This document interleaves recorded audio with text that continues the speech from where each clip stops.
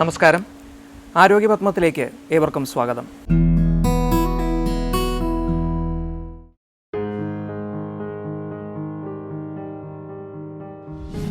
ഇന്ന് നമ്മൾ പരിശോധിക്കുന്നത് കർക്കിടക വിശേഷ ചികിത്സയെക്കുറിച്ചും ഈ കാലത്ത് അനുചരിക്കേണ്ടതായുള്ള ജീവിതചര്യയെക്കുറിച്ചുമാണ്.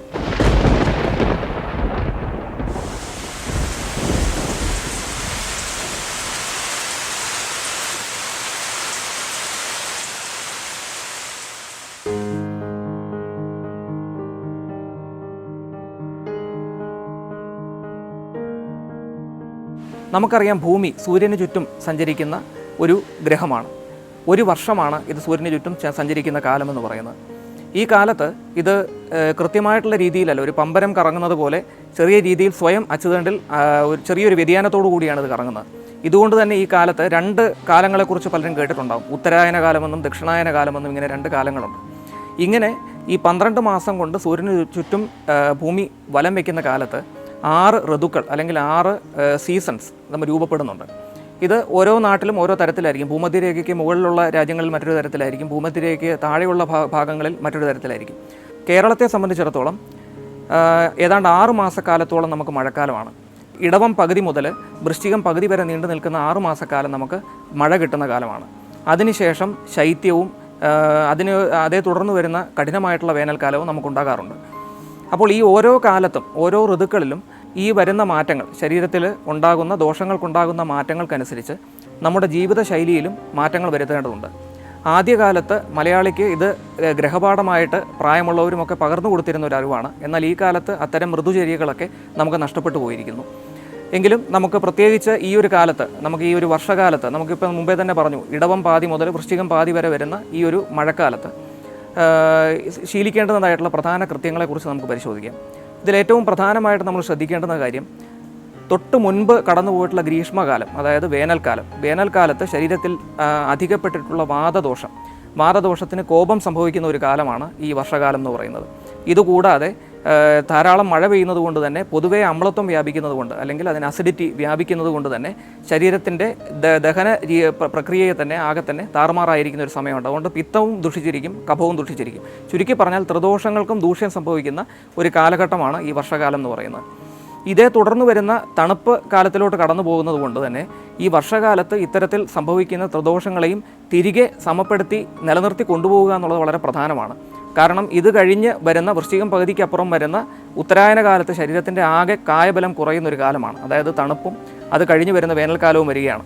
അതിന് മുന്നോടിയായിട്ട് ശരീരത്തിലെ ത്രിദോഷങ്ങളെയും സമപ്പെടുത്തി നിർത്തുക എന്നുള്ള ലക്ഷ്യത്തോടു കൂടിയാണ് ഓരോ കാലങ്ങളിലും വർഷകാലത്ത് ശീലിക്കേണ്ടതായിട്ടുള്ള ഋതുചര്യകൾ, അതുപോലെ ശരത്കാലത്ത് ശീലിക്കേണ്ടതായിട്ടുള്ള ഋതുചര്യകൾ, ഇങ്ങനെ ഓരോന്നിനെക്കുറിച്ചും ആദ്യകാലത്ത് ആചാര്യന്മാർ പറഞ്ഞു വെച്ചിട്ടുള്ളതും അത് ആദ്യകാലത്ത് നമ്മുടെ ജീവിതശൈലിയുടെ ഭാഗമായിട്ട് നമ്മൾ ജീവിതത്തിൽ തുടർന്നു വന്നിരുന്നത്. എന്നാൽ ഇന്ന് നമുക്ക് പ്രത്യേകിച്ച് നമ്മുടെ ജീവിതത്തിൻ്റെ ശൈലി കാർഷിക വൃത്തിയിൽ നിന്നും മാറി ആധുനികമായിട്ടുള്ള ജീവിതശൈലിയിലേക്ക് മാറിയതോടുകൂടി പ്രകൃതിയുമായിട്ടുള്ള ആ ബന്ധം ക്രമേണ അകന്നകന്ന് വന്നതോടുകൂടി നമുക്ക് പുതിയ രോഗങ്ങൾ വരികയും നമ്മുടെ ശരീരത്തിൻ്റെ ആകെ കായബലം കുറയുകയും ചെയ്യുന്നൊരവസ്ഥ കാണുന്നുണ്ട്. വർഷകാലത്ത് പ്രത്യേകിച്ച് നമ്മൾ സൂക്ഷിക്കേണ്ടുന്ന കാര്യങ്ങൾ, ഏറ്റവും പ്രധാനമായിട്ട് തണുത്ത കാറ്റ് വീശുന്ന സമയമാണ്. ദേഹത്ത് തണുത്ത കാറ്റേൽക്കാതെയും മഴ കൊള്ളാതെയും ഭൂമിയിൽ നിന്ന് ഉയരുന്ന ആവി ദേഹത്ത് തട്ടാതെയും ശ്രദ്ധിക്കുക എന്നുള്ള വർഷകാലത്ത് വളരെ പ്രധാനപ്പെട്ടൊരു കാര്യമാണ്. കൂടാതെ വർഷകാലത്ത് ത്രിദോഷങ്ങൾക്കും ഒരു മാറ്റം സംഭവിക്കുന്നത് കൊണ്ട് തന്നെ ശരീരത്തിൻ്റെ ദഹന വ്യവസ്ഥ തുലവും കുറഞ്ഞിരിക്കുന്ന ഒരു സമയമാണ്.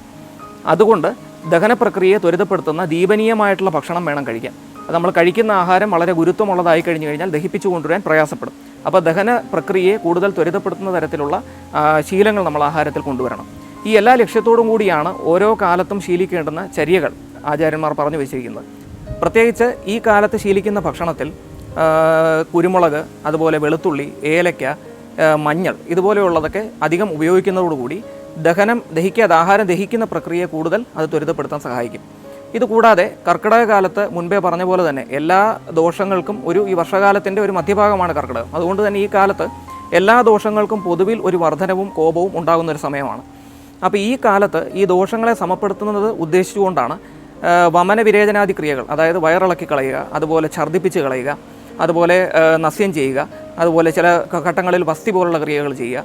ഇത്തരം പ്രയോഗങ്ങളിലൂടെ വർദ്ധിച്ചിരിക്കുന്ന വാദത്തെ അനുലോമപ്പെടുത്തുക എന്നുള്ള ലക്ഷ്യത്തോടു കൂടിയും ശരീര ഊഷ്മാവിന് കൂട്ടുന്നതിനായിട്ട് നിലനിർത്തുന്നതിനായിട്ട് വർദ്ധിച്ചിരിക്കുന്ന പിത്തത്തെയും ദുഷിച്ചിരിക്കുന്ന കഫത്തെയും തിരികെ അതിൻ്റെ സാധാരണഗതിയിലേക്ക് കൊണ്ടുവരിക എന്നുള്ള ലക്ഷ്യത്തോടു കൂടി ഇത്തരം ശരീരത്തെ ശുദ്ധീകരിക്കുന്ന ക്രിയകൾ ചെയ്തു വന്നിരുന്നത്.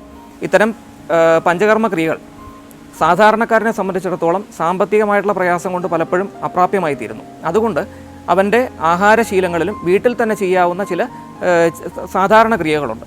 അതിൻ്റെ ഭാഗമായിട്ടാണ് കേരളത്തിൽ തന്നെ വിശേഷിച്ച് ഈ കർക്കിടക കാലത്ത് ഒരു പ്രത്യേക ഔഷധ കഞ്ഞി കഴിക്കുന്ന ഒരു ശീലം പണ്ടുകാലം തൊട്ടേ ഉണ്ട്. ഇത് 7, 10, 12 ദിവസം വരെ ശരീര സ്വഭാവം അനുസരിച്ചും താമസിക്കുന്ന സ്ഥലങ്ങളുടെ സ്വഭാവം അനുസരിച്ചും ആദ്യകാലങ്ങളിൽ ഉപയോഗിച്ചിരുന്നു.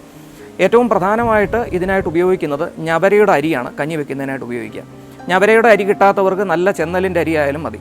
ഇതുകൂടാതെ സൂചി ഗോതമ്പ്, ചെറുപയർ, ഉലുവ ഇതൊക്കെ ചേർത്താണ് കഞ്ഞി വയ്ക്കുക. ഇതോടൊപ്പം ദഹനത്തിന് നേരത്തെ സൂചിപ്പിച്ച പോലെ തന്നെ ദീപനീയമായിട്ടുള്ള ജാതിക്ക, ജാതിപത്രി, മഞ്ഞൾ ഇതുപോലെയുള്ള നമ്മുടെ അടുക്കളയിൽ തന്നെ സാധാരണ ഉപയോഗിക്കുന്ന ജീരകം, പെരുംജീരകം ഇതുപോലെയുള്ള സാധാരണ വസ്തുക്കൾ ചേർത്തുകൊണ്ടാണ് ഈ കഞ്ഞി വെക്കുക. ഇത്രയൊക്കെ സ്വരുക്കൂട്ടുവാൻ പ്രയാസമുള്ളവർക്ക് സാധാരണ ഉലുവയും മഞ്ഞളും ജീരകം ഇട്ട് സാധാരണ അരി വെച്ച് കഞ്ഞി കുടിച്ചാൽ ചെറുപയറും ചേർത്ത് സാധാരണ കഞ്ഞി വെച്ച് കുടിക്കുന്നതും ഈ കാലത്ത് ഉത്തമമാണ്. ഇത് ഒരു നേരത്തെ ആഹാരമായിട്ട് ശീലിക്കുക. ഏറ്റവും പ്രധാനമായിട്ട് വൈകുന്നേരം അല്പം നേരത്തെ അത്താഴം അല്പം നേരത്തെ ആക്കിക്കൊണ്ട് ദഹിക്കുവാൻ സമയം കണക്കാക്കിക്കൊണ്ട് ഒരു 6 മണി 7 മണി സമയത്ത് അത്താഴമായിട്ട് ഇത്തരം മരുന്ന് കഞ്ഞികൾ ശീലിക്കാം.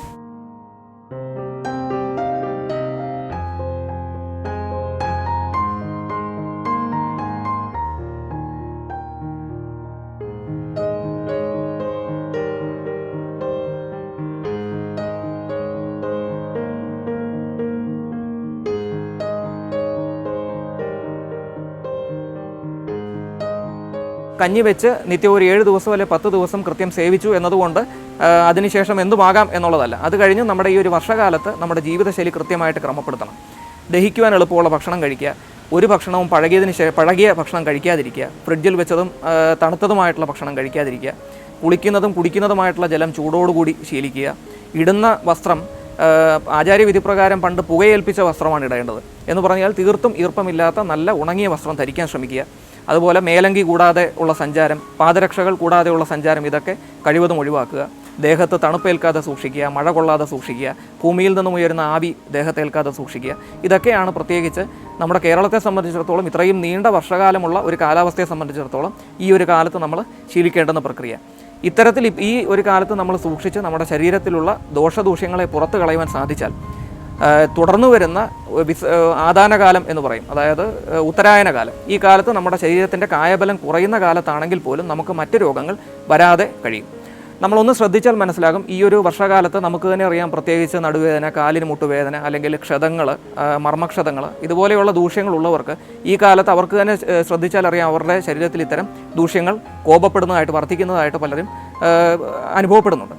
ഇതുകൂടാതെ തന്നെ നെഞ്ചരിച്ചൽ, കണ്ണെരിച്ചൽ, കണ്ണിന് ചെറിയ രീതിയിലുള്ള ചുമപ്പ് രൂപപ്പെടുക, ഇതെല്ലാം ചൂടിൻ്റെ ഭാഗമായിട്ട് ശരീരത്തിൽ രൂപപ്പെടുന്നതാണ്. അപ്പോൾ ഇങ്ങനെയൊക്കെയുള്ള പ്രക്രിയയിൽ നമ്മുടെ ശരീരത്തിൽ വരുന്ന മാറ്റങ്ങൾ നമുക്ക് തന്നെ സ്വയം തിരിച്ചറിയാനാകും. ഇതൊക്കെ നമ്മുടെ ശരീരത്തിനുള്ളിൽ നടക്കുന്ന ഇത്തരം ദോഷകോപങ്ങളുടെ അല്ലെങ്കിൽ ദോഷവൃദ്ധികളുടെ ചില ബാഹ്യമായിട്ടുള്ള ലക്ഷണങ്ങളാണ്.